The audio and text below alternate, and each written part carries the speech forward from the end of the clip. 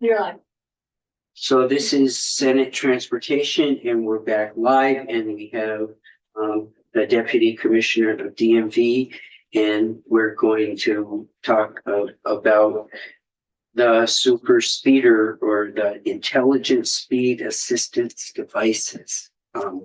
So you're on. All right, Matt Russo, Deputy Commissioner for DMV. So Intelligent Speed Assistance Devices, ISA for short, is in infancy stage right now. It's being discussed nationwide. There are only 3 states that have passed legislation and only 1 state that's gone live since passing legislation. And that state was had just gone live back in October, so there's really no data for us to use. The program itself would be very similar to the Interlock program, which became mandatory in 2022. to the what? I'm sorry. The Interlock program, so a restricted driver's license program. Oh, okay. Yep. In that you would have them calibrated regularly. They'd be installed for certain convictions. At face value, it sounds like an easy process, but because this is a different device, it's going to have a lot of other requirements and a lot of other unknowns. AMVA does have a subcommittee that's currently focused on ISA and trying to set the standards for ISA nationwide. And again, that also is at an infancy stage. We would need to know how to handle circumventions, non-compliance, intervals for calibration. And then on the flip side, what are the extensions for circumventing or for deviating from the contract that you've signed with the state? NHTSA has also begun standards for ISA, but still in development, nothing set. There is no restriction code for this, so you get a letter code on your license. It's a restriction code that lets the officer know what the restriction is. A B restriction, for instance, is for glasses. We currently have no restriction code for that. So there are a lot of unknowns that we would need to figure out. And while we're not opposed, we would suggest a report so we can iron out the details, what the unknowns are, and we can pay attention to what AMVA's deciding on and what they're setting for standards. Questions? So right now, what's the process if someone is a repetitive speeder? It seems like from the way the language is drafted, that the goal is to reduce repetitive speeders while also not taking away their license. I think about how we do DUI in a way with the Interlock device, where if you can show that you are not intoxicated, you can access your vehicle. Well, this is, you have a governor on your speed, so you're not able to go over it, so you're not able to break that. So do you see, what is our current process? How many times can someone speed in a restricted area before they get enough points, essentially, and what happens now? There are certain, this is a point system. So like, for instance, over, I think it's 30 miles an hour, it's criminal and you get 8 points. So you're also suspended. So that in addition to your points automatically, statistically, just look at the stats. We, over the past 5 years, we've had 12 convictions for over 100 miles an hour. Over, like, in one In the past go? 5 years. You mean that, like, in one go, someone? No, these are all separate tickets. So there were that many tickets that were issued for over 100 miles an hour. Wait. So what I'm trying to understand is, you're in a 25-mile-an-hour inner area and you're going 125 miles an hour? No, these are more than likely going to be higher. I don't have the stats for what It's not 100. the postage is. Oh, okay. I was like, that is insane. I was like, that doesn't add up. Okay, so this is, you're at 100 miles per hour. Okay, I understand what you're saying. There were Okay. how many? There were, for over 100 was 12. Wow. I mean, that's, Within a 5-year period. that's still like, How many were duplicate second offenses? So they were all separate IDs. Sorry, one of them was twice. Same day? It was. Oh, Oh, my God. Just that fast. So they let us go even if they, Oh, Christmas. if they have to get convicted. So if they're going over 100, it could be 40 miles over the speed limit. And they do let them go even though it's 8 points. Right, and I looked that up because it was specific, I think, in this bill, to 100 miles an hour, or over 100 miles and are those all Vermonters? per month. Do you, We didn't get any out of state people? None of it has for the past 5 years. That's what I heard from them. So they can get a ticket for going that fast and still go on their way. I thought there was at some point they don't, but Yeah, I'm not sure, I would have to look at the statute. It does become a criminal at that point. Yeah. Miles an hour, so if these are all interstate, they'd all be over 30 miles an hour. so there'd be about Over the 12, limit, I should say. there'd be about 12 people Both people. who would be relevant to Roughly. this discussion. That we know of. I mean, And that was we just know for that specific Yeah. number hour there are a few. or conviction.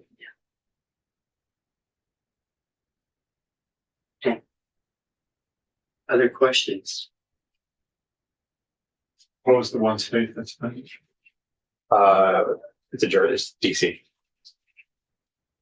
So it was the District of Columbia.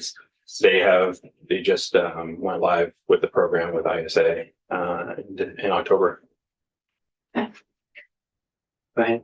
Well, I do want to point out that, I think that we have too many deaths on our roadways currently. And I'm very concerned about that. And I'd like to try any policy solution that moves us in that direction.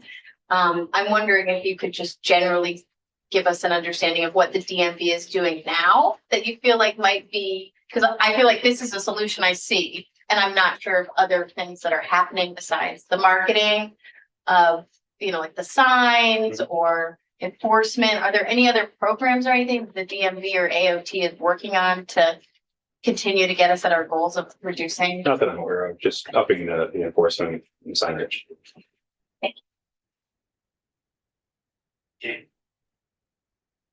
Thank you, ma'am. Thank you. Do the DMV officers do speed enforcement or do they just pull them over as they count them as they're doing the large truck enforcement? They can pull over for. They can, but are they actually control for that or? They can stop for speeding. They can patrol for speeding. Well, so sometimes they're out just looking for speed, because I always assumed that they just pull over speeders, like somebody zips by them, not realizing that they're a police or they're, at a truck stop. Yeah, they do quite a bit of enforcement up there.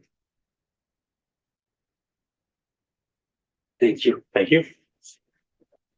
I would, I definitely would like to, do something like this. I'm, at least put the report in, but I think we'll come back around and discuss what we want to do with this. I will say that after this bill, they've said we are going to allow morning committees to meet for another 2 or 3 weeks. Oh, wait, beyond May 8th Well, or up until May 8th? up until May Oh. 8th. So, in that period of time, this is one of those issues that if we didn't do something this year, I'd like to take testimony and then, there isn't a clear vehicle.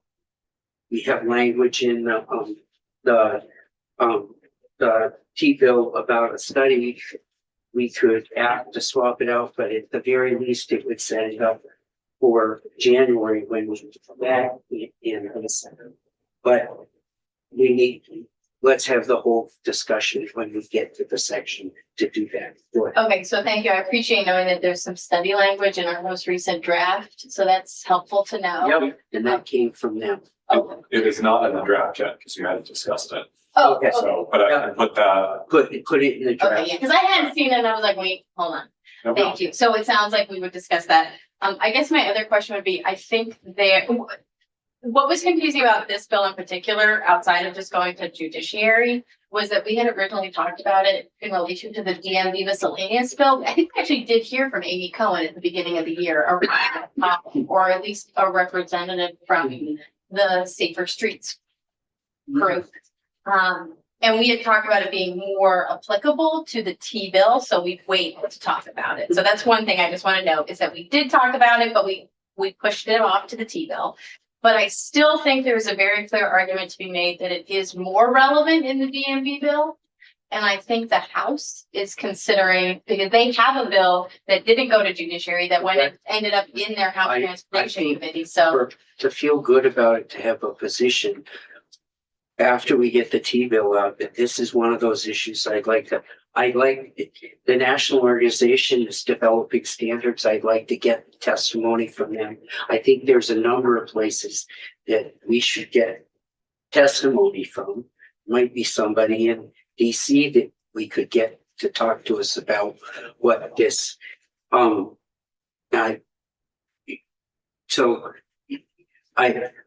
don't want the issue to die.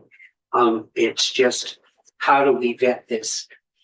I really don't want to go to the floor without a fair amount of testimony on this, because I think, what are the standards? What are we looking at? But when we get that in, we'll have the discussion.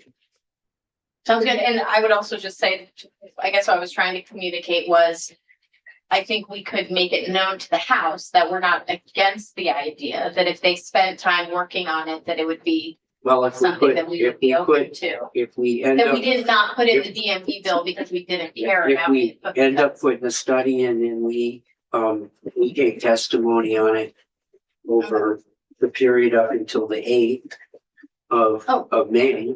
Okay, great. I think that kind of says to them, we're not opposed. Great. I'm not opposed. I just don't Yes. know. I made myself. Yeah. Yeah, no, you did. Thank you. And I appreciate you taking the time to hear from Yep. DMV. Right. I think now we're a little ahead of schedule. But, Patrick, who's first? Because we're talking, are you? The agenda say. Patrick is on there first. We're back to, mileage-based user fees. We gotta get through this somehow. Yeah, I think it's Patrick, Evelyn and Rob aren't on there, unless you want me to walk through it before then. So. What would you like? you know, What makes more sense, Patrick? Well, Mr. Chair, I would say this was, I thought mostly to public comment from some of the other parties. I can certainly comment afterwards to Okay, provide the agency's perspective on. but we're enough ahead, so why don't Well, we you could hear. go in the chair, we run Rob through. just got here via Zoom, because I did email them and told them we were running early, so Rob Kidd is here on Zoom. if you- Oh, he is? Yeah. Do you want me to let him in? Yep, if you could let Rob in, we could get started. That's nice.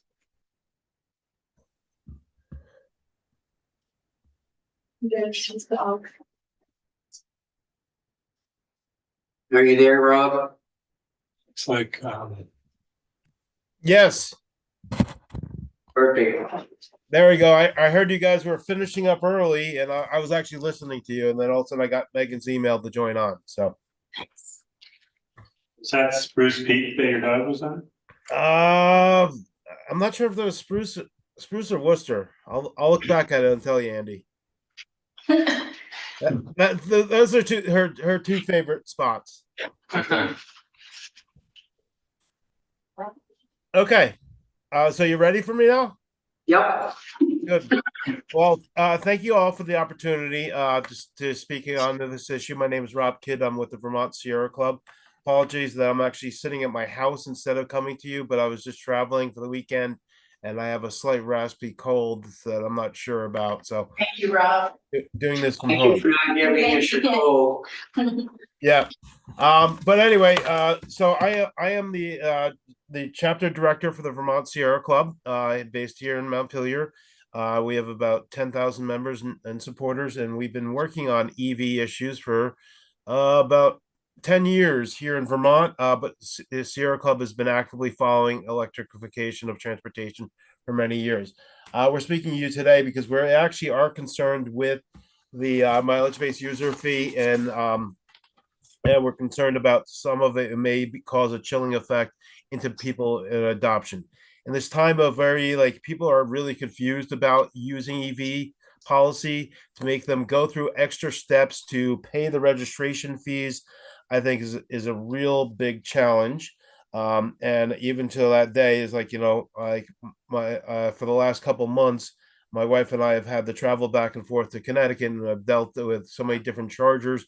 My wife will frequently call me, I can't figure out this charger. So the work you all are doing with improving charger transparency is very appreciative. But I think we don't want to be overstepping our guns, making things more difficult for people with adopting EVs. We're appreciative of the work that the Senate Transportation Committee did a couple of years ago. I know Senator Perchlik was there. Many of you weren't yet, but when they created the EV registration fee, you made sure that the fee was not punitive. You made sure that the fee was at least EV drivers were paying for part of their funds, in that, and you dedicated the money towards EV infrastructure, because we still have a long way to get to make it fully 100% viable for everyone. I myself and my wife have no problem getting places with our EVs, but it's still there's still some infancy, so we still need to work on that. So, but I just want to say I appreciate that original policy. But also I wanted to kind of lay out is years ago the Sierra Club, we flatly opposed the adoption of any EV fees, because first off, we wanted to actually make sure that the internal combustion engine pays its fair share of the damage it's doing to our planet and our air pollution. Like I've seen statistics of how much money we would save just by dropping off, like in the region, millions of dollars would save because of less air pollution. So we got to also look at that. It's not just what it's costing to the roads, what it's costing to our planet, what's it costing to our health. My wife has asthma and she's never smoked at all. So where did that come from? And it's we have to look at these different things. So it's not just about what damages we do to the roads. The Climate Action Plan calls for us to reduce our emissions. And so here is our EV programs are to do that. As well, we also want to make sure when we do make any particular new policy, that it goes across the board, not just for EVs. We don't want to see any EV policy adopting that makes it more difficult for an EV driver. You've already addressed and some of the concerns about continuing inspection process. Well, if that's how you're going to calculate the mileage, why is an EV going to have to go to an inspection but not an internal combustion engine? So I want to make sure we are aware of that. But also, before I go too much further, I want to acknowledge all the good work that you all have done, because Vermont is actually leading the way in EV infrastructure with the charging infrastructure per capita, and we're high up there with our EV adoption. I actually notice it on the roads when I'm driving. I see how many more EVs there are in the state compared to just across the border in Massachusetts or Connecticut. There is a lot more. So we're doing a lot of good work, but I still do not see it as the time to kind of pull back onto that path. But also I wanted to kind of throw out one major concern I have is I keep hearing this talk about EVs need to pay their fair share. Now you all know, because you've been talking about the purchase and use tax. Well, EVs pay the purchase and use tax. What is it, 6%? And with most EVs, they pay a higher cost than the internal combustion engine. So in theory, EVs are paying more money than an internal combustion engine. So that's what I want to kind of make sure everybody realizes that. So we have the combination of the impacts on the environment and that they're actually paying more money into the purchase and use tax than the equivalent vehicles. But as Ray, you're actually written out the concerns about the mileage-based user fee. I am actually appreciative in some of the messaging I've seen that you all are looking at of like actually how do we get to this to all the vehicles, and I think that is needed. We also need to address how we're going to deduct mileage driven out of state. Like I just said, I've been had to drive out of state a bunch. I think I calculated in the last month, my wife and I have driven at least 750 miles out of state in our EVs. We have two EVs. Only the one has the better range, so that one was the one that traveled out of state. So how do you deduct that? Were we passing a mileage-based user fee without deducting that? And I know there's people who live on the Massachusetts Vermont border who travel more to other places, or New Hampshire border, or New York. So we have to kind of look at that even more on how we do that. Also, out-of-state drivers. Currently the gas tax pays 25% of our revenues for the gas tax come from out-of-state drivers. So are we not going to make the fair share for out-of-state drivers coming into Vermont? And I see more and more EVs from out of state coming in. So we actually have to do that as well. I'm also concerned that that there's no mechanisms to assist lower income and moderate incomes. We spend a lot of money incentivizing low income folks to get in the Mileage Smart program or the low income incentive programs, but here now we're going to add an extra burden to their costs, that what their expectancies are to make it. So I see that as a major problem. Then also, the challenging technology. People still don't really fully understand how an EV works. They sit there and go up to a charging facility and they're like, oh, how does this operate? Myself, because I actually had an undergraduate degree with a little bit of computers, I could figure this stuff out.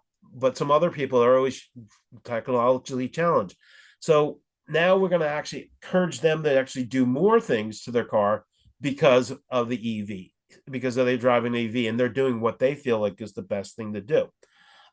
Instead, I think what we should do is keep the EV registration fee, keep it lower, and give us time till we can address all those major concerns. I don't think it's a really good path to not pass a mileage-based user fee if we don't have these concerns addressed yet. I think it's, if it's the intent is to be fair share, let's make sure we're fairly addressing it. So that's basically the crux of my concerns. But I actually want to just say thank you for also looking into the EV transparency that Mr. Pino testified on. Also, I know in your bill there's the right to charge provision about common communities. I would like to see that explored into all the places where people live, including rentals, but it's a challenging issue. We need to dive into those issues a little bit more. And then also, I want to acknowledge is you all have pledged some support for Drive Electric Vermont. Drive Electric Vermont is one of the most critical resources to the state of Vermont. I have questions about EVs. I call Dave Roberts up all the time. He is the resource. He will correct people's concerns about EVs, and it's a really critical time, especially when there is so much misinformation out there on the table. So I want to say continue to support that. And that's in conclusion. I just would like to see delay adoption of this bill, or this fee. The whole bill obviously is going to go through. It's a must pass bill. But I hope to see a delay in implementation. And I submitted a written testimony last week. So if you need further clarification of what I said, or you have any questions, I can do that. Questions? I don't see any hands, Rob. Thank you very much. Thank you, Mr. Chair. So Thanks, Rob. Thank you. members of the committee. Welcome back. Yeah. We hear the train. Oh yeah, this is the same train. Well, the chair knows where I live. I'm across the street from where his rental is. So thanks. Thank you. The next witnesses said they would be here in 5 minutes, 10 minutes ago. So hopefully they'll be here in 2 minutes. Do you want to take a break until we're here? You will see in the draft. And I asked them to put it in section 37 of the bill. On page 66. There's highlighted the number for Drive Electric Vermont. The House put in, it was like 190 something. And, when, You said 56 page? yeah, Oh, page 55. 66. Oh, 66. 66 and 37. I think it was 325,000 that, the Drive Electric Vermont said they needed. Yes, yes. They said they had enough money to go through the first quarter of the year. When I think it was Dave that was here when I asked him, given that it's about $50,000 to $52,000 short. So this reflects the, what I believe, we heard that would get them first quarter of the year they've got paid for, so they need for the last 3 quarters, and the 242,000 would get them to the 325. Oh, okay. So they need 325 to operate the whole year. So They've got the money to go through till the end of September, so that the money that the House put in is 50,000 short of the 325. So this number would get them to the 325 effectively to do for the year. Okay, great. So can I just say what you said a little bit different so I understand? Yeah. That first quarter is not included in the 242 number. Because they That already is have the separate. money. They are, that's not inclusive of it. So it's 242 on top of their first quarter. Okay, great. Thank you. I think that that's a really If- wonderful nod to the amount of work that's going to be needed. So, and I think that's what they said, 325 was what they Yes. needed. Yes. Thank you. So when we go through this, we'll do that. So we have.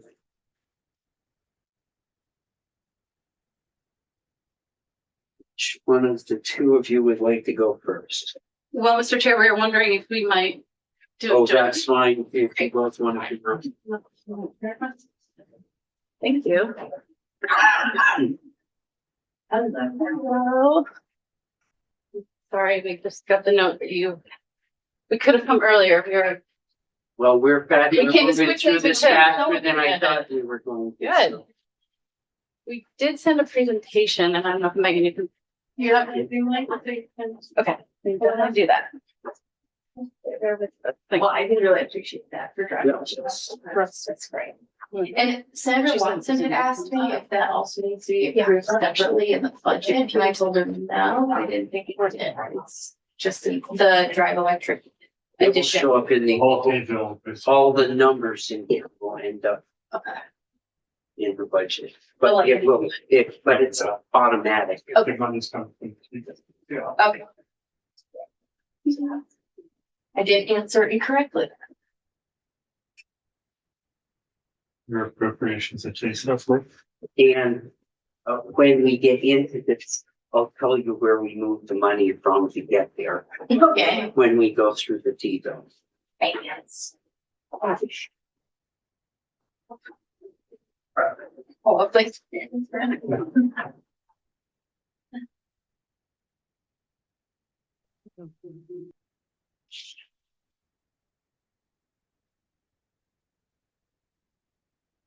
Thank you for bearing with us this week.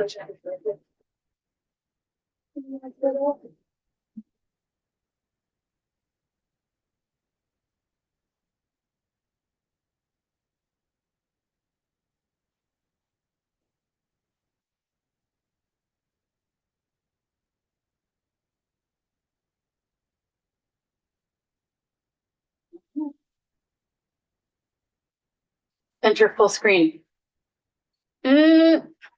So if it's in Canvas, The first corner on the right, sure. Yes. excellent. There we go. Thanks. Team effort. Yes. Happy Monday. Thank you so much for the opportunity to be here today. Trying to make efficient use of your time based on the different hats that we wear. Appreciate the opportunity to testify jointly. So my name is Johanna Miller. I'm the Energy and Climate Program Director at the Vermont Natural Resources Council. I'm joined by my colleague Evelyn Seidner, our Climate Action Coordinator, organizer. Really appreciate the opportunity to testify today a little bit broadly on T-bill, but mostly we're here to talk about the mileage-based user fee. So thank you. I'm just going to give you a little bit of context about the perspective from my position that we bring to the table. Then I'm going to turn it over to Evelyn briefly, and we're going to go through these slides as quickly as possible. So first, as Energy and Climate Program Director, the big role that I have is helping to coordinate the statewide network of town energy committees across Vermont. As you probably likely know, about half of the towns in the state of Vermont have these mostly municipally appointed grassroots groups. And we play a coordinating role to support their efforts, working with their municipalities directly and the people in them to cut costs, cut climate pollution, that sort of thing. This is actually timely. This sort of framework was enabled in the early 70s when there was the first oil embargoes. And in the mid 2000s, the initial statutory was about saving people's money and saving energy related to the oil embargo.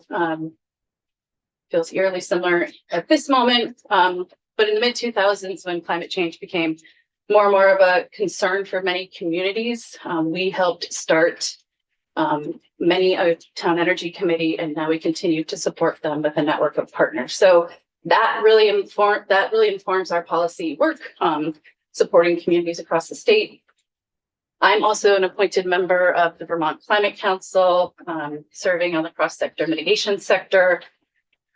The subcommittee, which is focused on cutting climate pollution and energy costs, and obviously transportation being the lion's share of where our pollution comes from.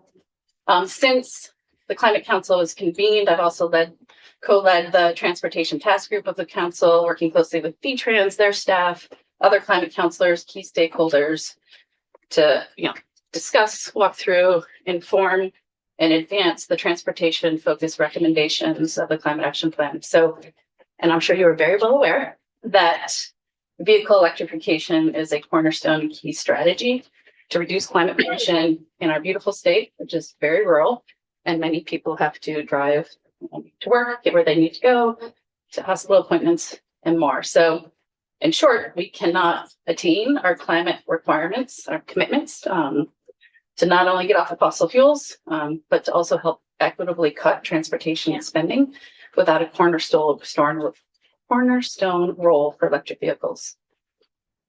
And another part of our transportation work is the NRC helps to coordinate the Transportation for Vermonters Coalition, which you may know. But it is a coalition of over 15 different organizations that all represent individuals in Vermont, businesses and institutions working to advance an accessible, affordable, and sustainable transportation for all Vermonters. And of course, electrification of our transportation system is a very important component of our coalition's work, in addition to really ensuring that our communities are walkable and bikeable, and we have sufficient funds for public transit. So those are kind of where our big priorities are in that coalition. But enough about us. Let's talk about you and the important work and conversations that you are having related to the mileage-based user fee in particular. So as we shared in the joint letter that we submitted with VPIRG, Conservation Law Foundation, and Vermont Conservation Voters last week, we certainly recognize that the transportation system in Vermont faces many challenges, funding revenues in decline, while the need to maintain infrastructure, expand affordable mobility options, and reduce climate pollution from Vermont's most polluting sector just grows. So at the same time, transportation is consistently the largest source of the state's climate pollution. As you can see here, I'm sure you've seen in many different ways. 40% about where pollution comes from transportation. Can I just make a comment and just a question? So I'm so glad that we're getting to transportation because it seems like that's we haven't gotten to it as soon as I would have liked.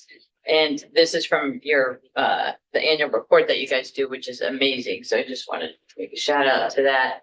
And at some point, we'll talk about trucks and diesel and just that, you know, how much of this is semis. That would be good to know, and you Yeah. probably already do know it. Maybe, and we will be happy to help you if we can. Just noting though that this analysis that we lean heavily on is done by the Energy Action Network, which is an allied Oh, that's- organization, but not us. That's the report. Not that to be is- confused with the Vermont Energy and Climate Action Network, or VNRC. It's Jared. It's Jared Duval and his team of analysts. So again, we know transportation pollution, significant challenge, and I'm happy to try and get you answers and connect you with Jared directly if that's okay. But also, transportation costs are one of the largest household expenses, especially in rural areas for rural Vermonters, where they tend to be about 21% of annual household cost for many families. So should go back just to say, you know, second often only to housing in terms of a household expenditure. So in short, it already costs a lot for people to get where they need to go. All the while, due to the latest war, gas prices are skyrocketing and again, the pump in just a matter of weeks. As you've seen, the cost of gasoline has risen by about over $1 a gallon. At the end of March, actually. So several weeks ago already, the cost for gasoline rose by more than $50 a month for the average Vermont driver. So again, but that's old news. The prices have only continued to go up. I had to go to a soccer event for my kiddo the other day, and I'm fluctuating from 409 to 420 in central Vermont. So, I mean, we have a strong reliance on imported fossil fuels for our transportation sector and beyond. But it is increasingly and painfully clear that, you know, there's a need to prioritize making it easier and more affordable for Vermonters to access cleaner electrification for transportation and beyond, and electric vehicles, which are some of the most cost-effective, cost-stable, and cleanest transportation solutions that we have. Turn it over to Ellen now. So as Jody just said, EVs are more cost effective than traditional gas and diesel fueled vehicles through both maintenance costs and operational costs. But they're also more efficient. And so the two graphs here, the first one kind of points to the maintenance and operational costs over a lifetime of an ICE versus an electric vehicle. And then the second one really shows the difference in efficiency, which I find really interesting, especially in this conversation about turning our revenue towards a mileage fee. And just noting that the efficiency of an electric vehicle is pretty significantly different than an ICE vehicle. So just reiterating what's on the screen. Most of the energy used by an ICE vehicle is wasted via heat and other engine losses, with only 16 to 25% of the total energy from gasoline actually being delivered toward the wheels and like moving you forward. Meanwhile, 87 to 91% of the energy used in an electric vehicle is delivered to the wheels, like getting you where you need to go. And so we can go to the next slide. So because of this, each dollar spent on energy goes much farther in an EV than in a fossil fuel combustion car. And so as you can see in this slide, a dollar spent on fuel for an average gasoline car will only propel the vehicle 7 miles, while a dollar spent on electricity moves the car 2 to 3 times farther, which is pretty significant, I think. All right, I think we can, The next, yeah, and so you saw this slide when Dave Roberts came in to testify on Friday. But I just wanted to reiterate this point because it's more important than ever to support the uptake of electric vehicles right now. Because the world is moving in that direction, right? So with the federal government's short-sighted retreat from the cleanest, least cost energy suppliers, it's more important that states and that Vermont steps up in this moment to fill the gap and instead make it easier and more attractive to lean into this beneficial electrification for transportation and also to support our state and our economy moving where the world is going. So thank you. Oh, was it? It's thinking. It's thinking. All right.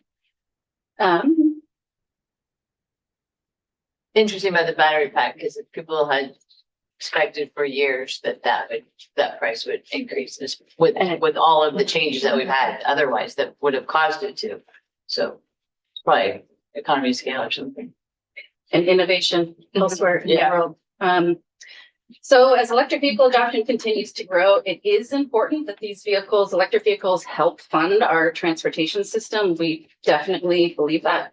It's also critical that the legislature crafts new policy to fill those gaps in a way that, you know, disincentivizes vehicles that are,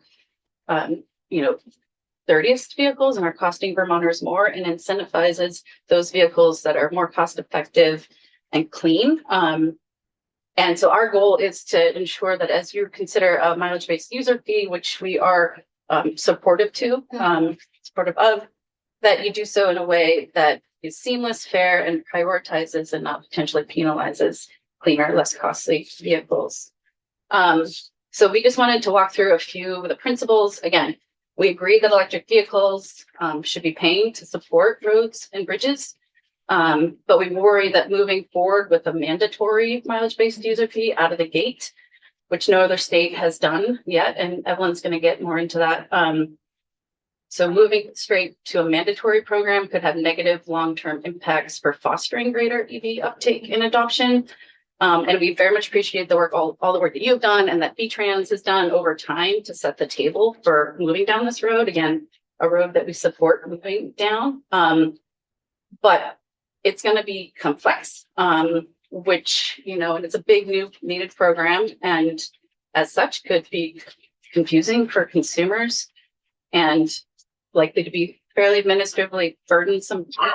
So just wanted to share with you some thoughts on the principles that we hope you'll consider as you refine your work and move Vermont down this road. But again, as EV adoption continues to grow, it's important that these vehicles help fund our shared transportation network. I just want to say that again.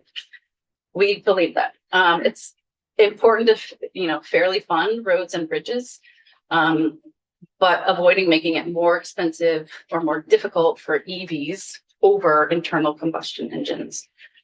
And it's really important to get a big new program right for the long-term efficacy and success of the program. So that's why we want to recommend a potential stepped approach that you have on the table in front of you. So we're very glad to see that. We also firmly believe that contributions to the transportation fund should accurately reflect the vehicle's true impacts on the environment, on our infrastructure, on public health and beyond, which is one of the reasons we want to put on the table, just putting electric vehicles on par, not paying more than internal combustion engines. And this is really important, last point on the principles, that we need to be implementing the mileage-based user fee in a way that supports, complements, and doesn't undermine our obligations under the Global Warming Solutions Act, which are fundamental, provisions, not only because our planet is warming and that has significant consequences, including to my beautiful hometown of Montpelier that is still grappling with the costs of devastating flooding, but we know climate change is here, it is happening, it is costly, and it is going to intensify. And in the state of Vermont, where we don't mine, frack, or drill, where we import all the fossil fuels that we use, it's a significant cost opportunity to help Vermonters get off of fossil fuels and realize the cost and other benefits that Evelyn noted in terms of the more fuel efficient and technologies like electric vehicles. Turn it over to Evelyn to get into more specifics about the MBUF recommendations. Yeah, so as Joey just kind of outlined, while talking through the principles, the NRC has 4 specific recommendations regarding the current mileage-based user fee proposal. So the first one is that we really recommend that the mileage-based user fee start out as voluntary, meaning you can pay an increased flat fee or participate in the mileage-based user fee until the agency completes the necessary reports on the transition plan for all vehicles and how to cover all vehicles. Do you want to finish or do you want questions first? I think Up to you. Yeah, You are. Oh, happy to answer a question. I just have a question about, we have the most recent draft. I don't, okay, I don't know if that were actually I don't think it reflects that. Like, to me, we've kind of gone back and forth on like, what does voluntary mean? But for me, it feels like delaying the enforcement in particular, like not allowing for denial of registration, but having that flat fee or being able to choose if you want to join the MBUF program. Do you think that would kind of sufficiently address that voluntary request, or is there additional language that you have for that? I think we have some additional language on the next slide. As far as the voluntary component, I think it's our position, and Joe can also speak to this, but that due to the research that the UVM Transportation Research Center has done, it's clear that the $89 infrastructure fee that EVs are currently paying is not on par with what the annual gas tax kind of cost is to most Vermont drivers. So we are supportive of creating a higher infrastructure fee that better reflects what the annual average costs are to most Vermonters, to make sure that EVs are paying kind of on par with most of our residents, but that the enrollment in the mileage-based user fee isn't an option. So you can pay an increased flat fee. We're supportive of that. Or you can choose to enroll in this new program and help the agency kind of work out the kinks, but it not be mandatory. Thank you. Yeah. The goal of it being sort of, it's a big new program.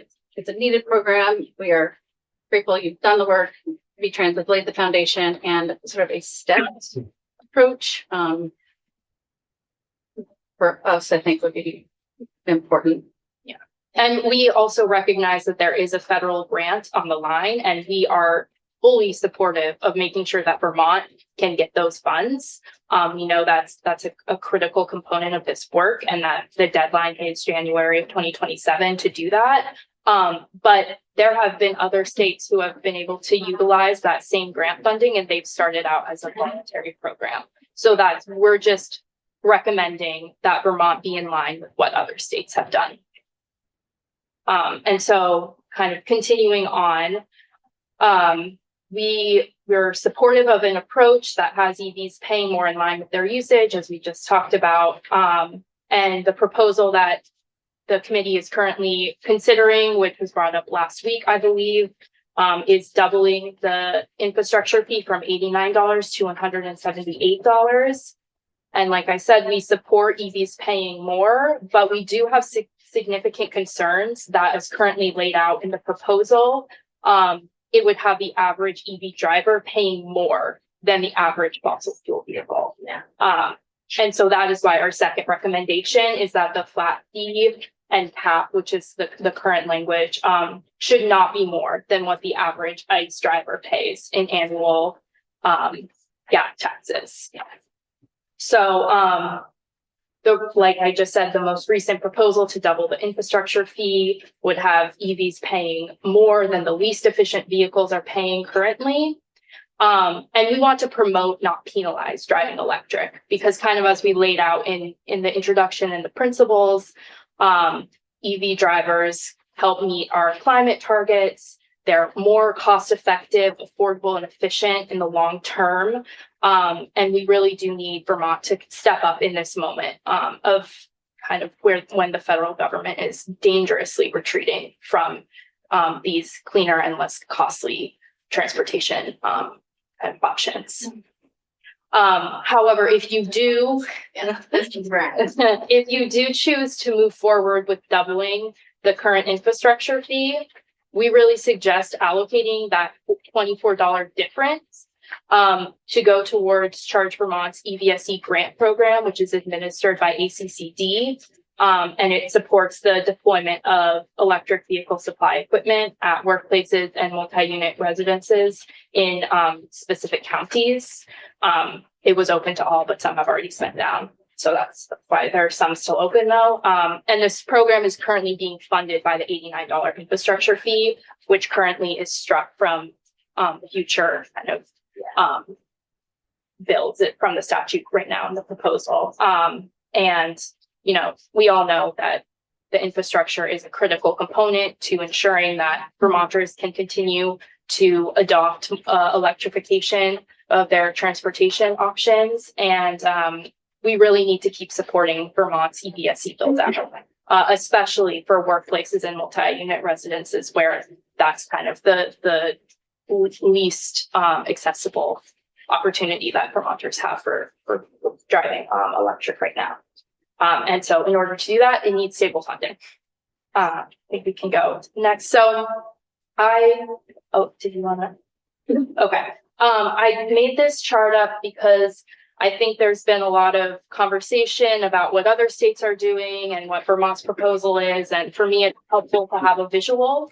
So I did some research on the other states' current mileage-based user fee or road usage charge programs. And I just wanted to point out that currently all of the 4 states, which, you know, range from 2015 was when Oregon implemented theirs to 2025 in Hawaii, they all began as voluntary. And they all offer some type of flat fee. I think Oregon is has moved the furthest along and it's the most expensive, but they've also had their program implemented for over a decade. Yeah. And it is still voluntary. Hawaii is on track to be the first state to move to a mandatory program in 2028. So that's 3 years after they've implemented their program. And currently they have a flat fee that also acts as a cap of $50. So Vermont's current proposal is significantly more than that. Utah's cap and flat fee right now is $180, which is more in line with what Vermont is proposing. And then I just wanted to point out that they also have some different ways that they create the rate. Mm-hmm. So Virginia, for example, it's based on each car's fuel efficiency and it's updated annually. And I just felt that was an interesting kind of way that they ensure every year that they're kind of creating a more fair system than just a flat kind of mileage rate. Whereas one of the earlier slides pointed to how efficient an electric vehicle is. So kind of basing the rate that they're paying off of a 23 or 25 mile per gallon average really isn't quite accurate with the efficiency of that vehicle. I have just one question now, but then I'll just on this, on Virginia, do you know if they look at the price of gasoline? I would, because that would, you know, especially with what we've had now with the changes, that would be a good reason to update it annually. Yeah, I would have to go back and look at my research. But I know some of them do index the fee too. Great, and index it to the actual price, not just like 20, you know, a number each year that's the same number, but they index it to the price of gasoline. I'll have to go back and look, but that would be I really can confirm and with you. And we can also do that even if others don't. Yeah, I would ask Logan. Thanks. Okay, yeah, perfect. I think that's pretty much what I wanted to reiterate. Yeah, and so our third recommendation We really appreciate the transition plan report that's currently laid out in the mileage-based user fee proposal. I think it's really important that a lot of those questions get answered, and that's kind of our whole position on this, that electric vehicles should not be the guinea pigs of a program that still needs a lot of answers. And just one that we want to make sure gets kind of in the mix is how Vermont as a state can capture out-of-state revenue from electric vehicle drivers, because that currently is not in the report and it hasn't really been figured out by the state. But as society moves toward electrification, that's going to be a really critical piece of Vermont's transportation fund. Currently, I think it's estimated that anywhere 25 to 30% of our revenue comes from out-of-state drivers. And so the more electric vehicle adoption increases, the more revenue we're going to be losing if we don't start looking at that. That estimate may have changed with the Canadian transport to and from our lovely state. But that's along the lines of what it has been in the past, which is a significant share. Yeah. And so for our final recommendation is just there is language that indexes the mileage-based user fee a year after all vehicles are covered, defined as covered vehicles. And we just really want to kind of reiterate the importance of indexing the gas tax at that time or before, as Vermont progressively moves our state's registered vehicles toward the MBUF system. Out-of-state tourists will increasingly be the only drivers assessed under the gas tax. And so if we don't index the gas tax between now and 2032, we're just going to be missing a really critical opportunity to raise revenue from non-Vermonters. That could have gone toward our transportation infrastructure investments that make Vermont communities safer, more accessible, and more resilient in the long term. And I'll hand it back over to Joey. So just in conclusion, we support moving towards a mileage-based user fee if it's structured well, strategically rolled out, and fairly implemented. Moving too quickly, however, and making it mandatory out of the gate could undermine attaining those goals, we think. So I mean, we know that administering a per mile system is more complex and costly than collecting taxes at the wholesale level, like we do with fuel taxes. So shifting to this new system is going to require probably significant investment, years of investment in public education to build trust, as well as awareness about how to comply with the new system so there aren't unintended consequences, and also consternation. I mean, if you've driven an electric vehicle, you show up, this is another piece of the equation. The goal is not to create more consternation, it's to make it simple, as fair, as equitable, and easy as possible, to ensure the EVs are paying for the roads and bridges that they're driving on, but through a program that is more seamlessly, integrated as a new significant shift. So just wanted to say thank you for your hard work. We know, again, VTrans has been doing a lot of good hard work on this. We really appreciate your consideration of our input.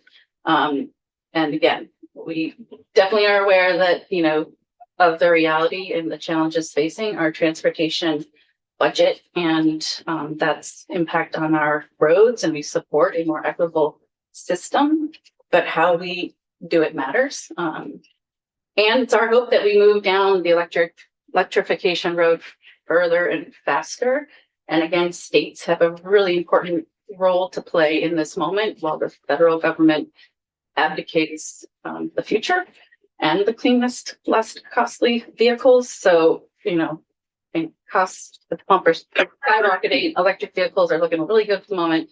We want to help people, especially low-income Vermonters, which get into these electric vehicles. So that's where we're coming from, and we very much appreciate the work and the conversation at the table that you're considering at this moment. So happy to answer any questions, or can certainly potentially follow up. Yeah. So there's a slide that I really want to have up there that Megan has, that we've seen before, that shows our current network of chargers and then what should be done at the end of 2027.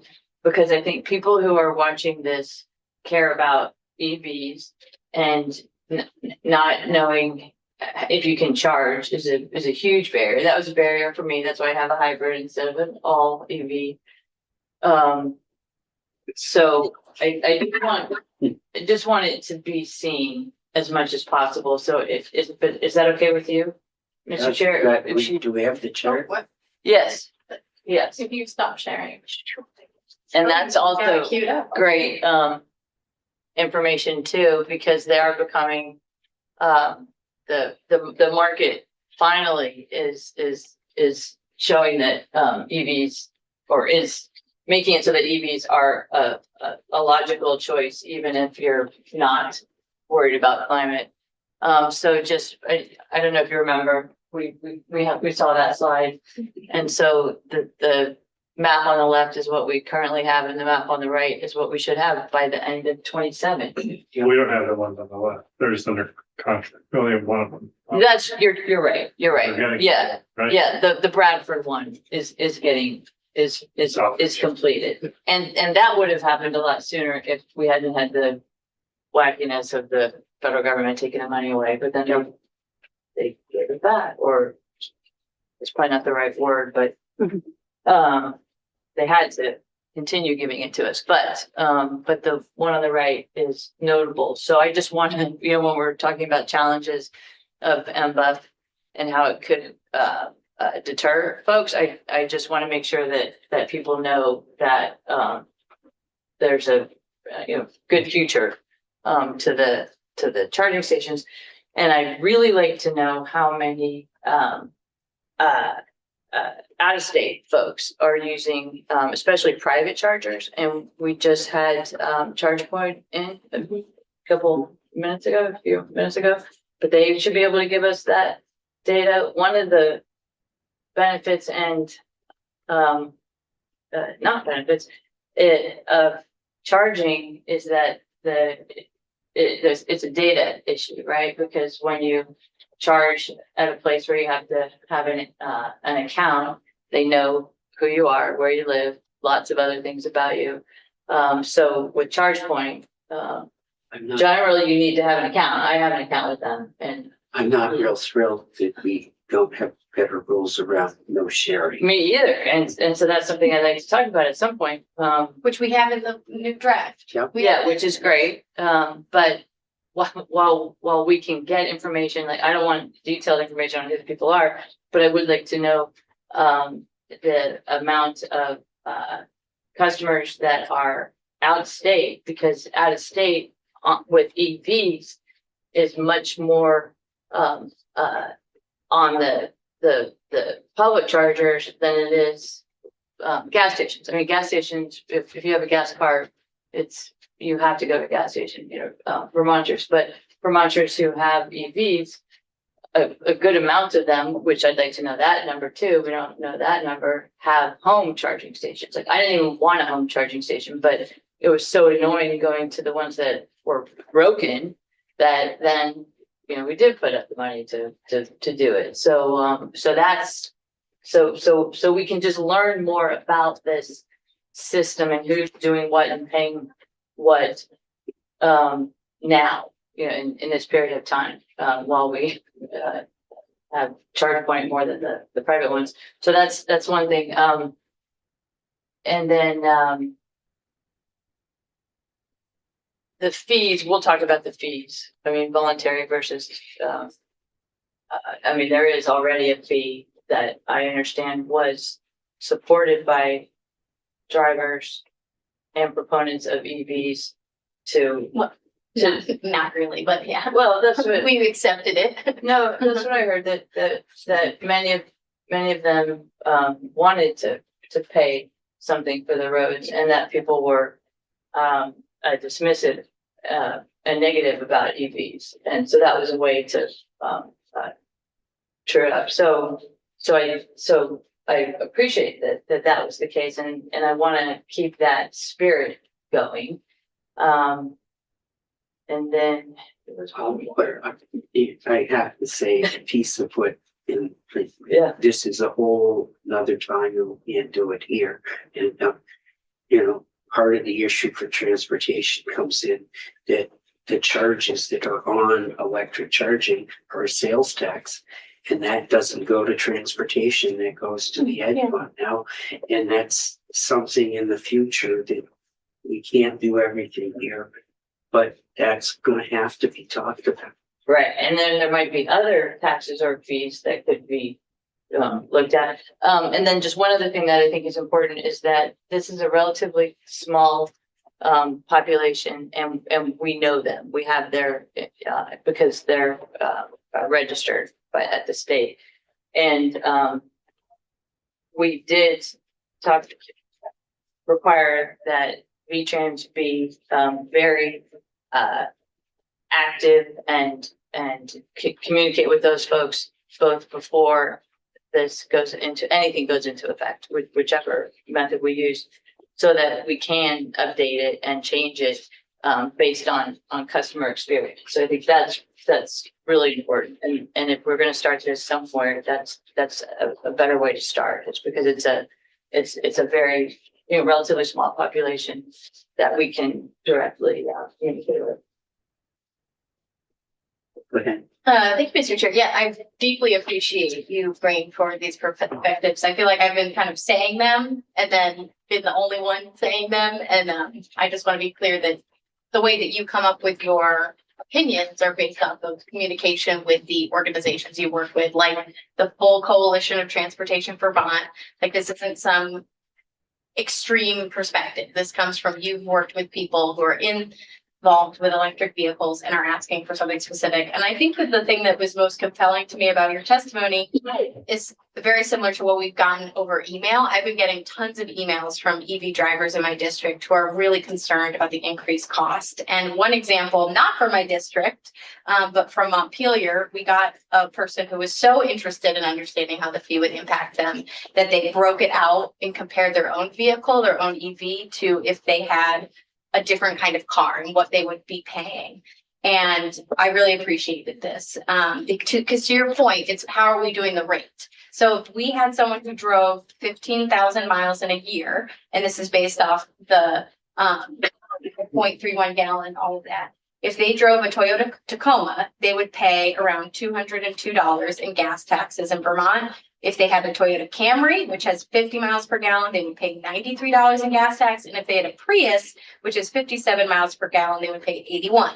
So in that logic, the more efficient your vehicle, the less you pay. But if you drove an EV Volt, you would pay $210 in EV fees. So even more money than the least efficient of those three options, the Toyota Tacoma. So I think the point that you're articulating is we are disincentivizing having a highly efficient vehicle, both using electricity and just like the kinetic energy difference as you described. So I think that this isn't actually fair in the way that we keep framing it up. And I appreciate that you were able to articulate that so persuasively. I remember Representative Kurt McCormick talking extensively about the concept of fee-bates. And we spent a lot of time, would fee-bates work, would they not? And I just felt like no conversation like that in the MBUF creation.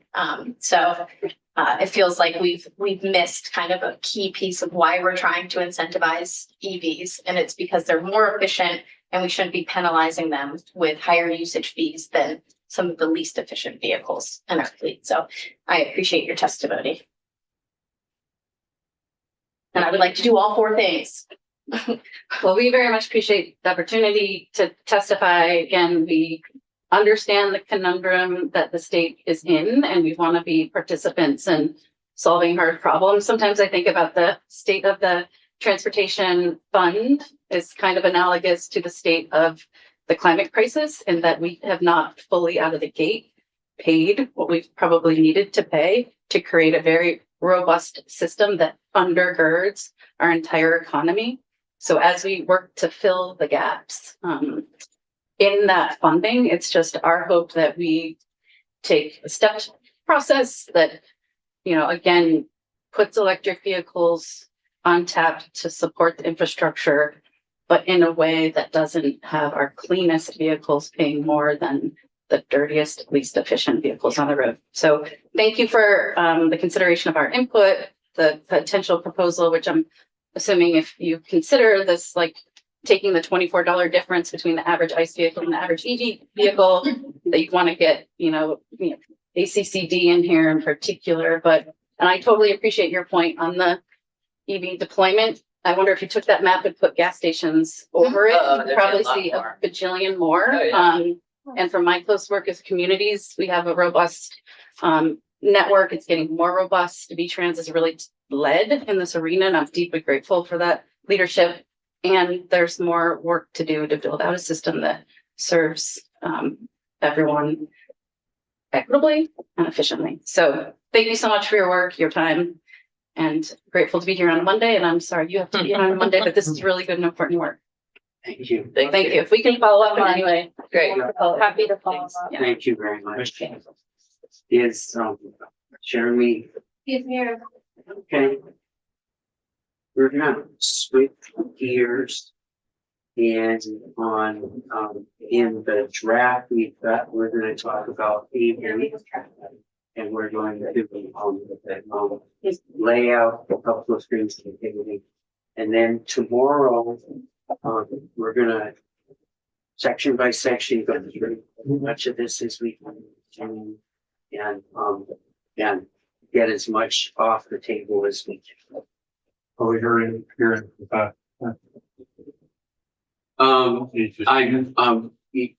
After Jeremy can only be here a half an hour. I don't know how long you guys want to be here, but if was my hope that we put Patrick in the chair after Jeremy covers what he's got, and this shouldn't take long.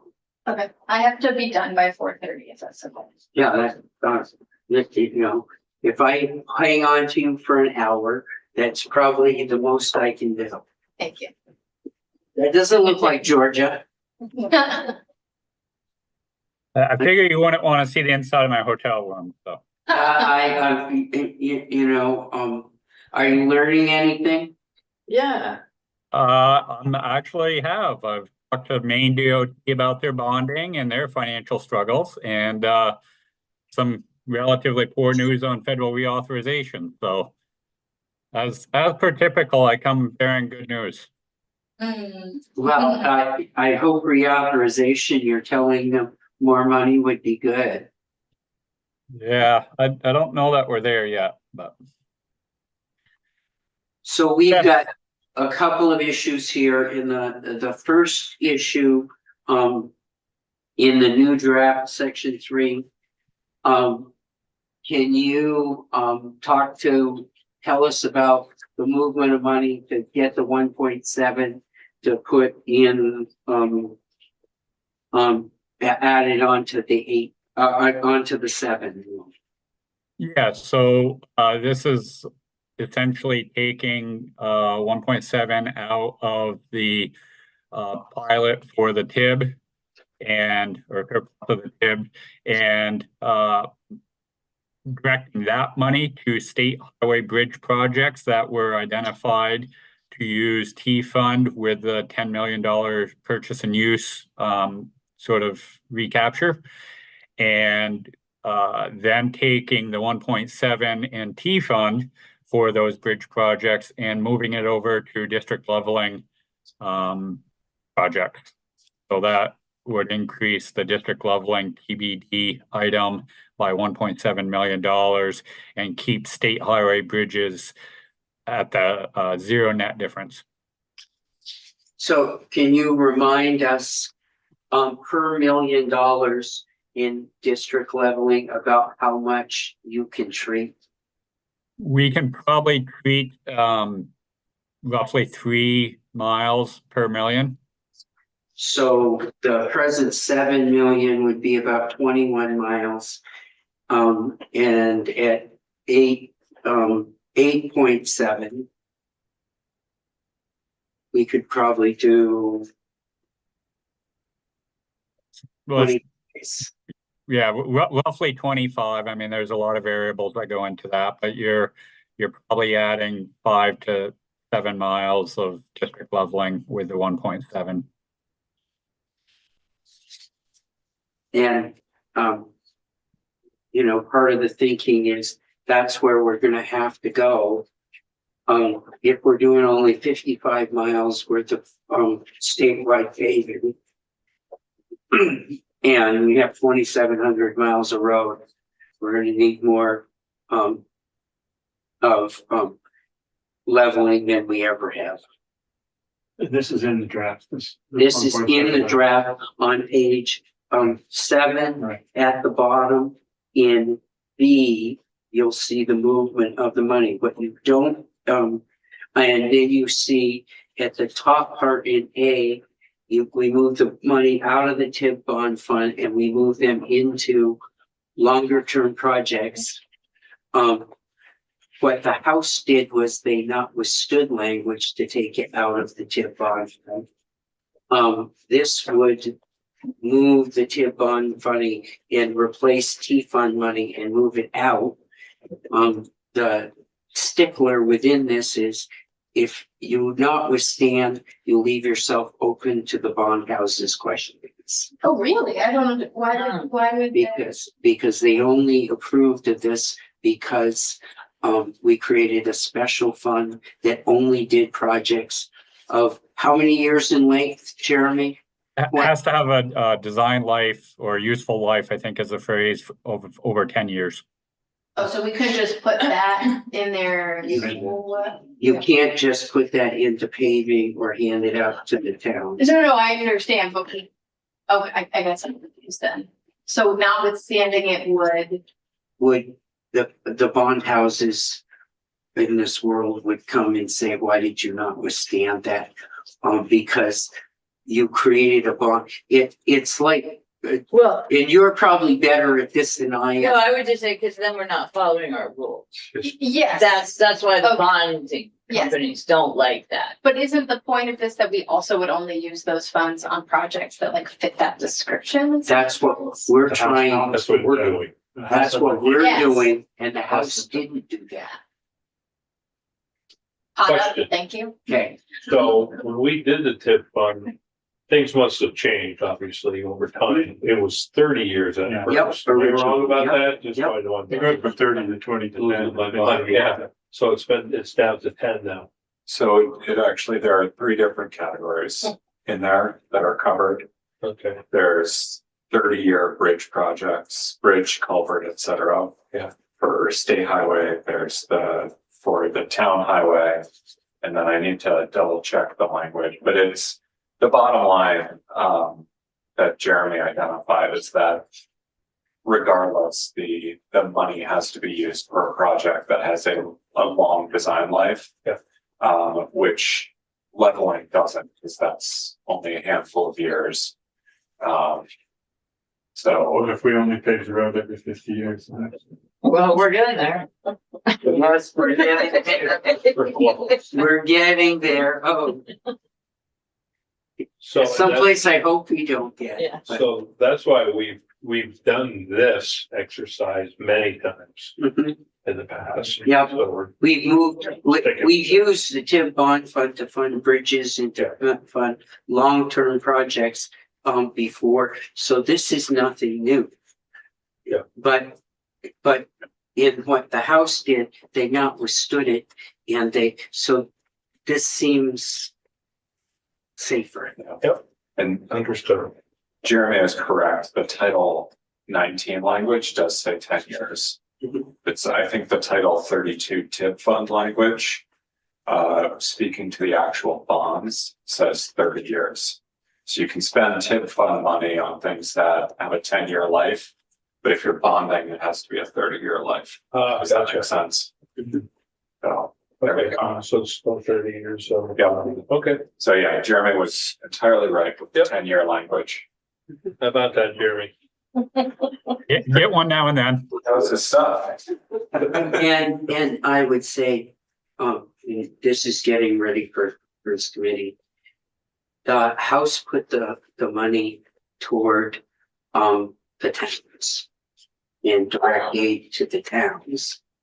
And one would question if you're putting the 1.7 towards the towns, but it's just for this year with nothing that goes on into the future. Us taking the money from the local option tax that hopefully as that pot grows into the future, that will be a more consistent pot of money going to the towns into the future every year. So you could essentially say, what was the amount that we landed on that you would get next year? There was. They're supposed to be bringing us, I was hoping that Logan was going to be here. I went over before we started. Whoa. Oh my God. The ghost- Wow, that we the ghost of Logan. Were you at the door? Oh. Uh, Well, we have to. She's asking about, we asked for a chart on the local option tax, what it would look like going forward. That would go to the town. Yeah, and like next, 2028, what, with our predictions, knowing that they might change or go up or go down, but we asked for a chart for that. Have you seen one yet? Yeah, Ted has a chart, Ted Burnett has a chart that you can present tomorrow. Pretty well. Okay, good. That's awesome. I think so my one concern would be I would hate to be the committee making it that they get less money, like I don't. We do put in this It was 3 million out of that instead, and this would have been 1.7. Exactly. Okay, perfect. I feel like I could go with a straight face and make that point. Okay. The next piece in C in this, have you seen the language, Jeremy? Yes, Damien sent it to me this morning, well, yesterday and this morning, section 4, paragraph C, which is. Not a just-getting project, but it does push you if anything is put off. Yeah, and I don't have any objection to that. I'm hearing the committee loud and clear that we need to invest in the state system and, directing available funds on a 1-year basis to the state system doesn't cause any heartburn. I haven't sent this to Damien yet, but one point of clarification might be beneficial and more in line with the committee's intent to say overruns and underruns, because either of those events could cause us to have additional money for the state system. Okay. Okay. You got that? Yeah. And tomorrow, as we're going through, we'll have to vote on these sections. Yeah, what's your timeline? We have to vote the bill out in April by Friday. I'm trying, my hope would be that by the end of Wednesday, that we have a pretty firm draft that we can let them, so on Thursday, we have a clean draft. I'd like to be done, I'd like to have voted on this on Thursday. Okay. And then if we mess up, we've got till Friday. But the plan would be that by Thursday that we. And it goes then to finance and appropriations. Right, and if we need to clean anything up, we should have some time. And I don't expect it will get all the way through the process for at least a week, at least. And so we'll have some time in committee to start if we find anything to clean it up. Jeremy, I think I told you we wouldn't take more than a half an hour. And I think we took 15 minutes.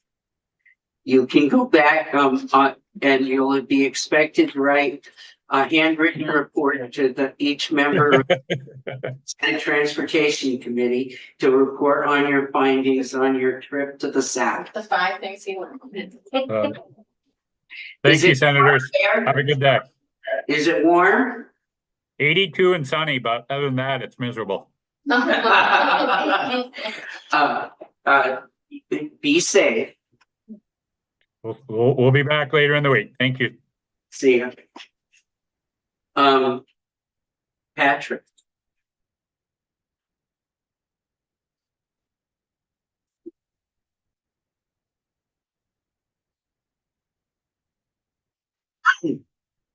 Thanks very much. For the record, Patrick Murphy, State Policy Director for the Agency of Transportation. Wanted to just address a couple of the issues that was raised by previous witnesses. I think maybe the first is really getting at this, what is this notion of a voluntary versus a mandatory program? In Oregon, in Utah, in Virginia, there is a voluntary program where people have the option, they can participate.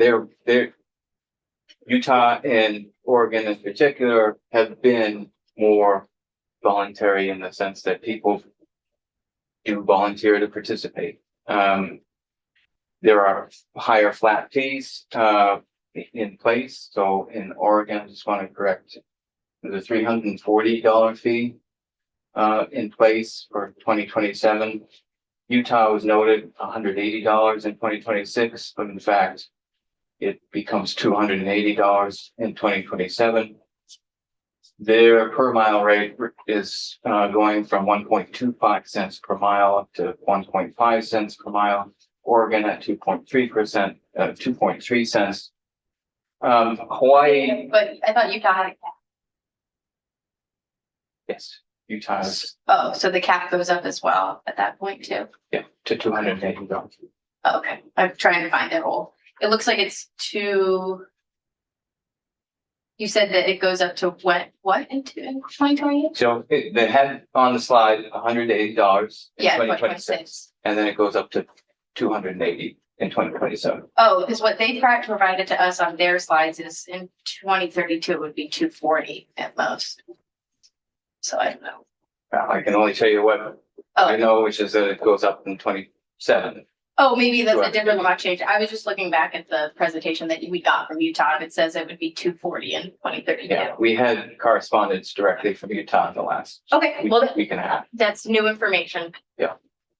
Hawaii, which is in, you have to sort of parse. So all electric vehicles are paying some sort of rate. It's mandatory that they pay a fee. By 2028, they will have to pay a mileage-based user fee. Their rate is capped at $50. But the Department of Transportation there is expecting to raise that at least by 60%, potentially more, and to lift the cap altogether. What we've learned from these voluntary programs is it doesn't always work to make them voluntary. So it's important to have a sense of the scale of these programs. Where you heard earlier in the session where some programs have only 1,000 drivers enrolled.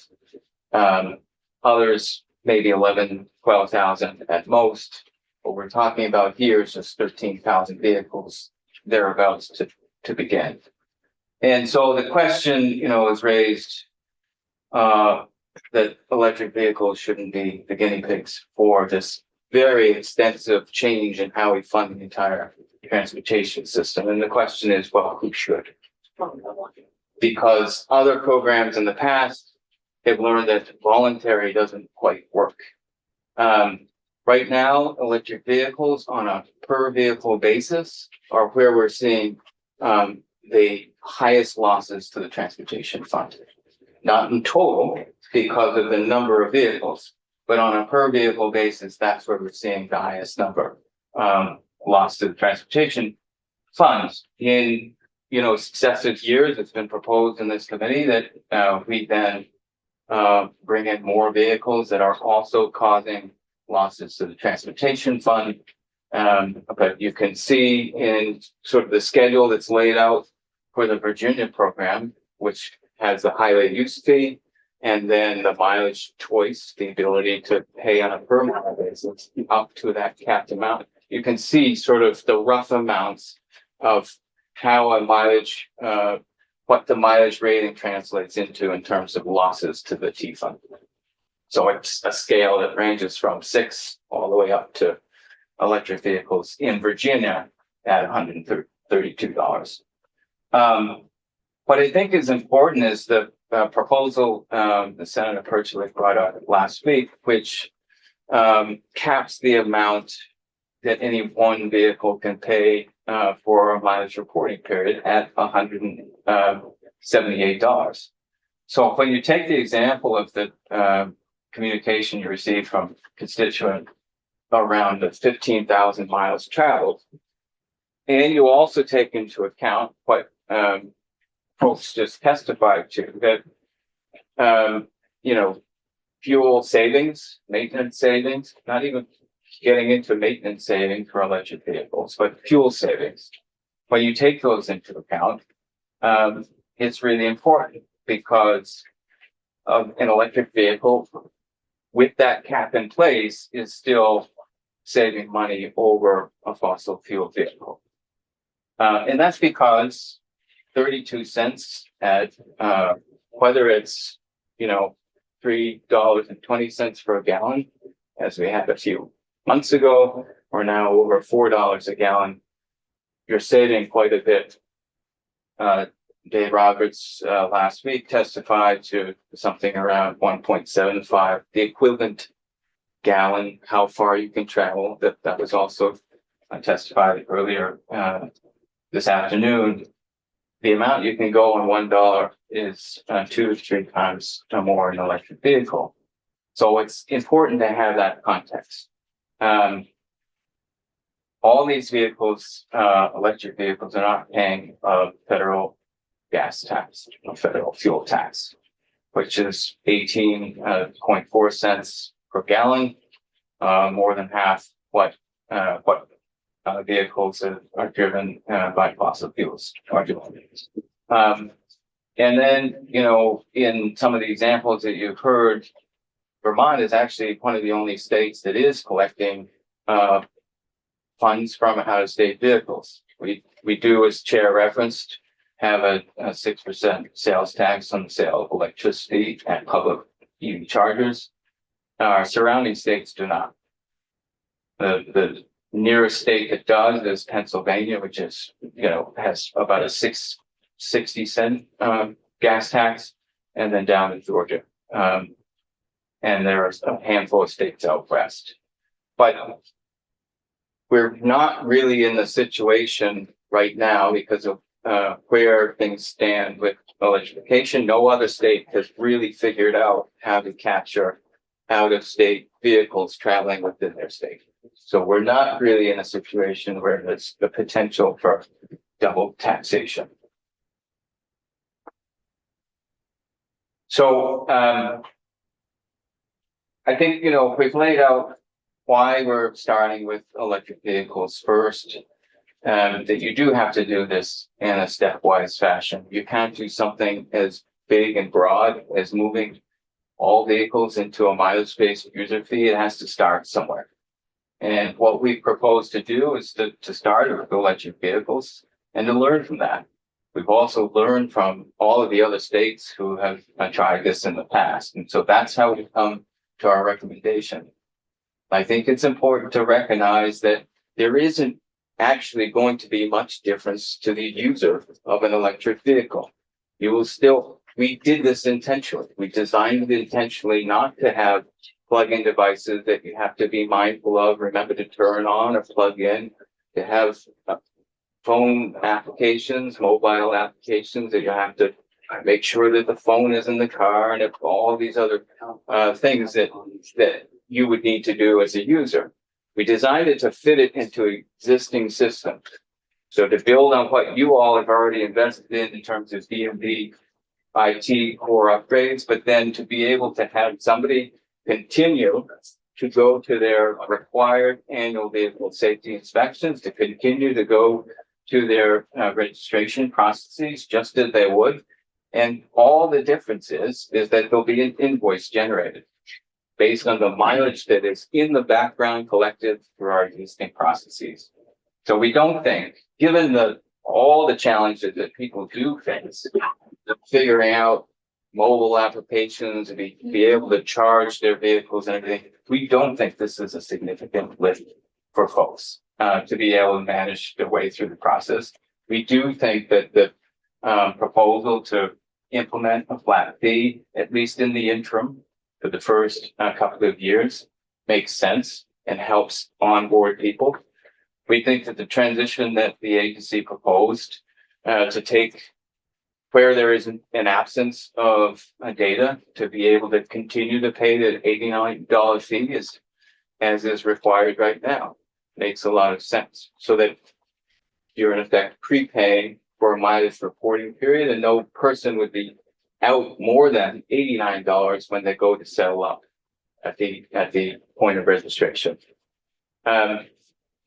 Moving just to a flat fee does have a equity impacts. Right now, people who are traveling less than 6,000 miles are paying more on a per mile basis than those traveling more than 7,000. Because an $89 fee does not represent every single circumstance. The $178, likewise, is about 12,714 miles. So anybody traveling above that amount is still paying less on a per mile basis, and anyone traveling below that is paying more. What we're trying to do with the mileage-based user fee is get to a fair place, not to go back and charge more. It's based on an arbitrary number, but to get to a fair place where we're charging based on an explicit number that people are traveling. And so that is the main thrust, I think, of what we're trying to do. We recognize that it's not going to be perfect in the beginning, but that we need to start somewhere. I want to be clear about the voluntary nature of the program, though. FHWA, the Federal Highway Administration, gave us a $3 million federal grant. That is not to implement a voluntary program. That's to implement a mandatory program. Because they've seen over the past several years the funding that has gone through prior iterations of their programs that are looking for alternative fees, alternative funding mechanisms, that they have floundered, that they're not working, and they want something that can actually scale up, whether it be to a regional or even a national scale. So that is what we are committed to with our federal grant. And I just want to be able to stress that point. So would we owe the 3 million back? That would be a big question as to, if we're talking about a system where they will just get to opt out indefinitely, that is not what we agreed to with the Federal Highway Administration. Go ahead. Thank you, Mr. Chair. Where would we see the agreement around that? Like, because that's different information than what I understand to be true. I think kind of the framing of it is a little interesting. I'd like to know really what are we required to do with the CERT money, because it seems like all the other states were able to do it voluntary and continue to be voluntary. So is there like a specific reference or way you could show that to us? Yeah. So it's a competitive grant program, just like those other states won competitive grants, and they proposed different things than what we proposed in our grant. Okay, so yeah, if you could send that to us where it says like, yes, you have to do a mandatory program by 2028 to get the funding. That would be very helpful. Yeah, because by January 2027.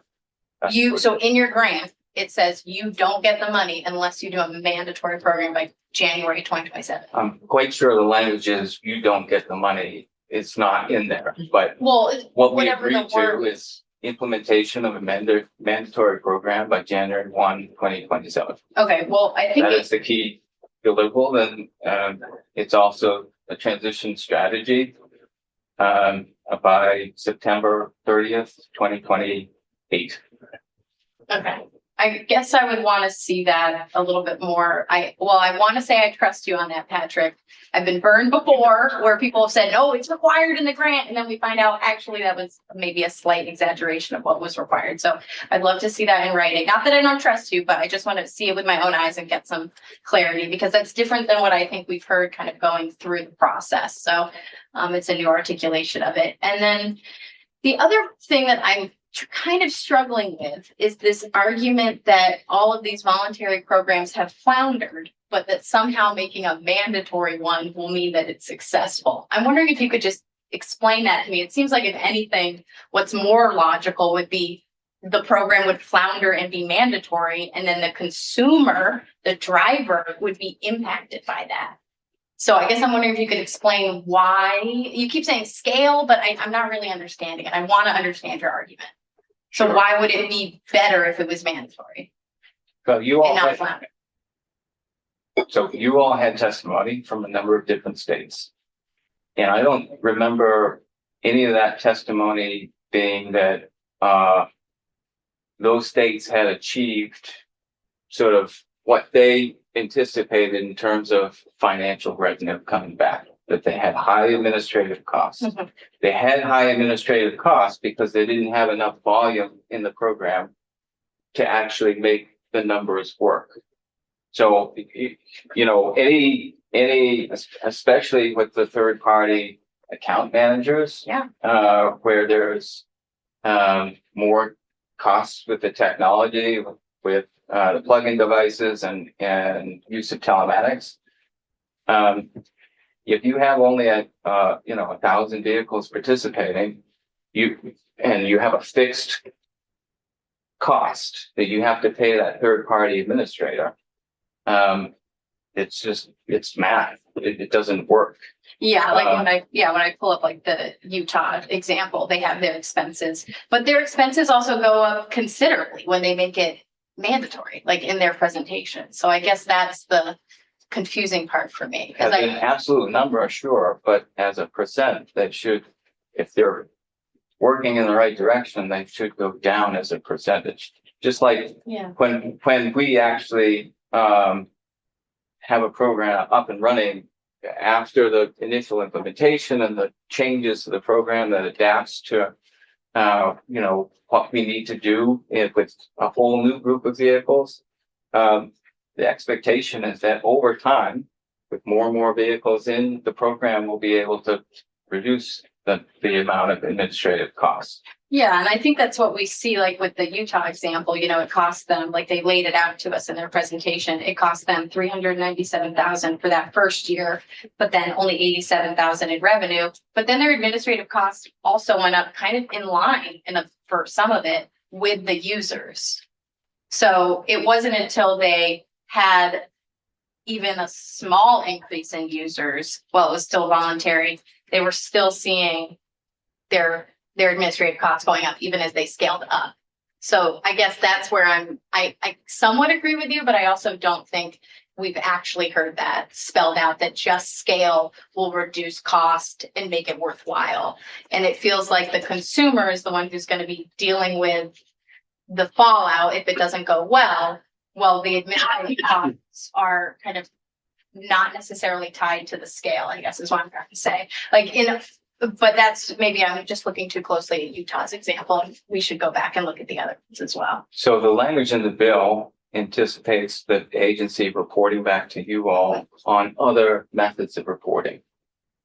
Because when you go beyond electric vehicles, what we've testified in the past to is it becomes more complex. Okay. You have now you have people who are paying fuel tax out of state. You have you have just a higher number of people with a number of other scenarios that you want to be able to account for that isn't present with fully electric vehicles. And so from the agency's perspective, it would be more advantageous that if we are moving to other vehicles beyond electric vehicles, that we have some option for those out of state miles, and that we are able to provide an alternative to be able to distinguish between the two. If we start with a program that is just voluntary and, you know, that's 1,000 in Oregon. So scale that down to the state of Vermont. If we're starting a program with a few hundred vehicles, we will never have the scale to be able to offer that other kind of option. We just need more and more vehicles within the program to be able to get that kind of solution down to a reasonable percent in terms of administrative costs. Would having a flat fee, that is the amount that Senator Perchlik put forward, actually, I think that would suffice the grant question, because that's a mandatory fee they have to pay. So that would hit all, that to me answers that question. And then someone could choose if they wanted to be a part of the mileage-based fee. Do you think that's a voluntary program, or does that not fit in with the grant?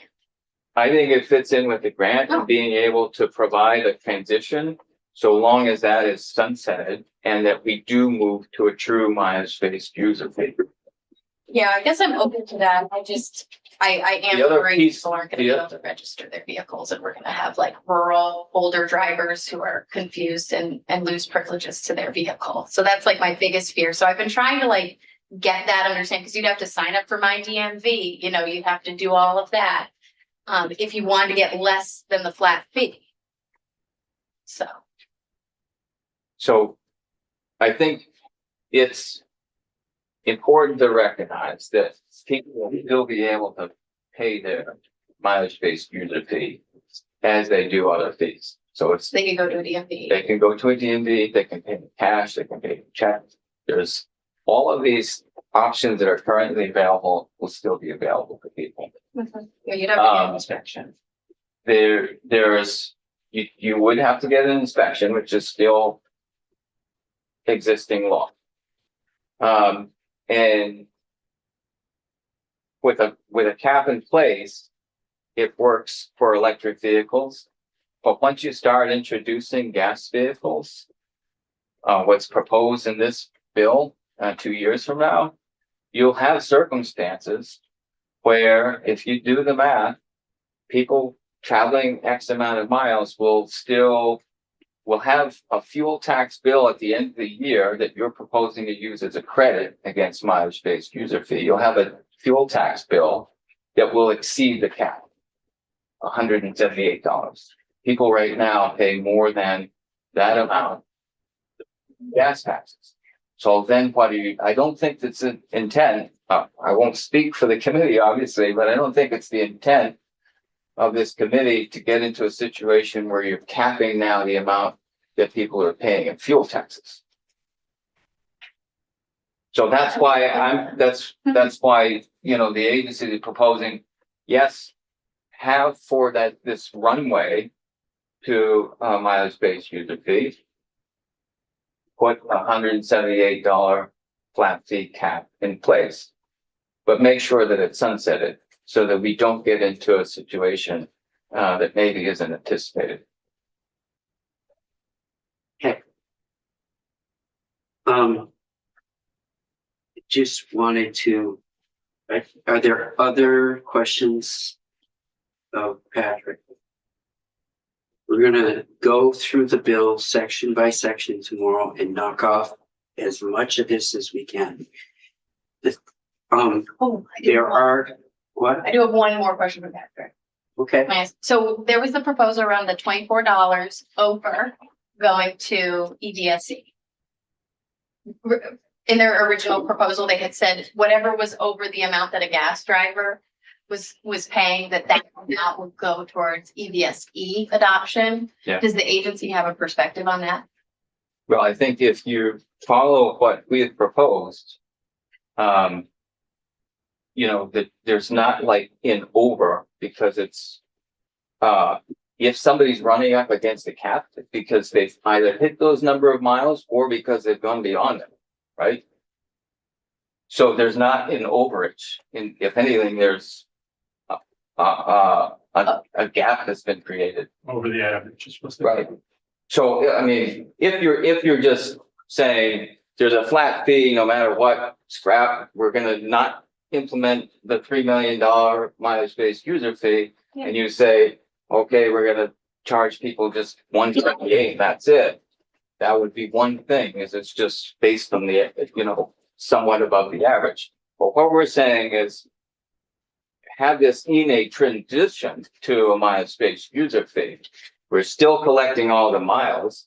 The first point at which people actually pay a miles-based user fee won't be until 2028 because you need the data first to be able to assign that fee to it. So it will be based on actual miles. What you've proposed, as I understand it, is a cap of $178. But somebody traveling 6,000 miles will still pay below that amount. Mhm. So they won't be paying any more on a per mile basis than they absolutely would need to. They'll still be paying 1.4 cents on a per mile basis. And you would do that all the way up until $178, which is roughly the 12,714 miles. And so anything above that is basically, you're actually getting free miles. If you're not under, right? So what, I guess I'm not understanding, what is the difference if it's based on actual mileage? Because it's the average, well, it's not, the proposal that I'm understanding would be the flat fee, not the cap angle of it. It's if you had the flat fee and it was jumping up But to the flat fee 1 is acting as a cap. Yeah, as well. This is Andy's proposal. This is that one. Yeah, So, but yours is a cap. That's the way I was talking about. it. Yeah. They were talking about it as a flat fee, not a cap. Yeah. Like kind of just saying. So Don't have to- they were suggesting that $24 go to somebody, or, you know, would be for somebody driving 6,000 miles a year and only paying 1.4 cents for 6,000 miles. So what I want to clarify is that what we're proposing is actually in any other circumstance, what an environmental organization would propose, which is to do something based on vehicle miles traveled. Right, which they support. yeah. we're But all going down to a flat fee is inherently unequal because you have those underneath whatever that flat fee is paying more on a per mile basis and those above paying less on a per mile basis. That's what we're trying to address, the fairness of it. So if you stick with just a flat fee, you will, and in fact raise it, you'll just have more unfairness. Yes, but we also want to make sure that voters don't go from one amount to a very large amount rapidly in a. That is also what we're trying to address. So by saying that we're going instead to the miles you actually travel, the old woman and wherever going 5,000 miles per year is not overpaying her fair share. And so you instead move to a system that's just based on the actual miles traveled. No. Because we've got just 15 minutes left. Thank you, Patrick. Sure. Not in the draft that we've got so far. You want to talk about jet fuels? Yeah, that's one way to provide some more funding for the transportation fund. You know, we're collecting a gas tax from folks. Some of that goes to airport infrastructure. So if we were able to take what we did with gas tax, put a transportation In infrastructure. the bond. The same structure. Yeah, like we have infrastructure that we invest gas, that, you know, vehicle money for airports. We could put a tip fund on the sale of, or a TID assessment on the sale of jet fuel and have that money to aviation infrastructure, thereby saving the T fund some money that we can use on vehicles. So the TID assessment right now is 2%. With this, you know, well, so let's say it's 2% on the average price over time for gasoline and diesel. So like instead of just, not instead of, but in addition, putting that same structure on jet fuel, but not on aviation gas. So sometime between now and probably Wednesday morning, we can we're probably going to see that language. We did, that's, I think joint fiscal did an estimate that's about 600,000. The, thing that Andy pointed out to me that we totally, messed up on. You remember the testimony from the guy from the Public Service Department that came in and was talking about log drives and Public Utility Commission. and the Public Utility Commission, excuse me. I go back Yeah. to the day. They were together. Yeah. And that old statute that is all about log drives, you're probably gonna see that tomorrow. Damien does have that language. He asked us to clean up the statute. This is the second year in a row that they've tried to get it in. Oh, yeah, we missed it last year. The House took it out for some strange reason. Because the T-board objected to parts. So there's parts that the T-board is in agreement with, we'll make those changes. Okay. Yeah. But we don't know who is in charge of log drives. Maybe not, the T-board says they shouldn't be the Yeah. log drive Yeah. regulator either. So we can either I don't take it think, out. I don't think we've had a log drive in more than a century. We should have, They're very dangerous. It is charming. you don't have to be on the logs. No logs rolling. It's the second year in a row he's tried that. So you're probably going to see that language within this. That feels non-controversial. That's at least how I feel about it. Me too. Not Yeah, going the log drive part is not part of, if we could take the PUC out of it, but then we could just leave it not clear who's regulating log drive, or we could give it to like A&R. That seems to me more like an environmental issue, but they might have existing laws to deal with. So Damn. we do, I'm just gonna say, why don't we ban them? we have, we had language that came through from the House that we haven't spent any time on. But Clayton Clark from GMT has asked for, it's the part one that would allow them to raise private monies to go for routes and things like that. Good. If we can't get to that before we pass the bill out, because I'd like him to sit in the chair and talk about it. If we can't get through that, he'll be on the agenda Friday, and we could do a bill to add that language into the bill before.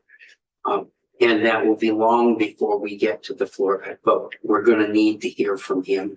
I don't think there's any objection to any of that. I haven't, or at least I haven't heard of anything. But he's got that language and we don't want to drop the ball on that. Right. No, all nothing. Minimize. We're trying to get there, you know, we're gonna get you up to 100 pages. Don't you? I think it is up to 179. We're at 80, but I think the cleanup language will be 7 or 8 pages, so we're getting close to 90. My job is to get 100. Well, quality comes first. I just added the jet fuel tib and the intelligent speed assistance report language that you guys asked for. Yeah, That's up to 83. So okay. I've got, How much is there for the cleanup?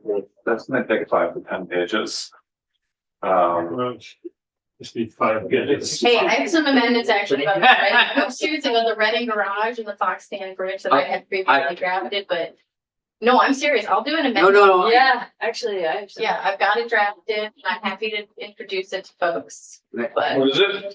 it's the Fox Stand Bridge, having it being covered and paid by the state, which we heard about It would earlier. be good if you had that language. I emailed that to all of you last week. It would be good if you had resent the language out Okay. and had paper copies for some of us that are handicapped here at the table tomorrow.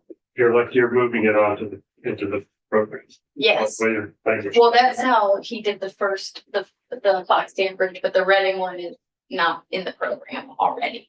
So it would be an addition. The Fox Stand Bridge is in the program, but not the amount that I've priced it. Just Or the year that it's gonna be done. Both. just warning you, that will not be uncontroversial. I agree, and I'm happy, I get ready for my speech about how project prioritization is broken. And I went through, Jeremy was very kind to send me all of the federal guidelines on project prioritization, and I can go section by section of that guideline and explain to you why we are actually able to do what I suggest in my amendment, even in the way we have requirements in the federal government.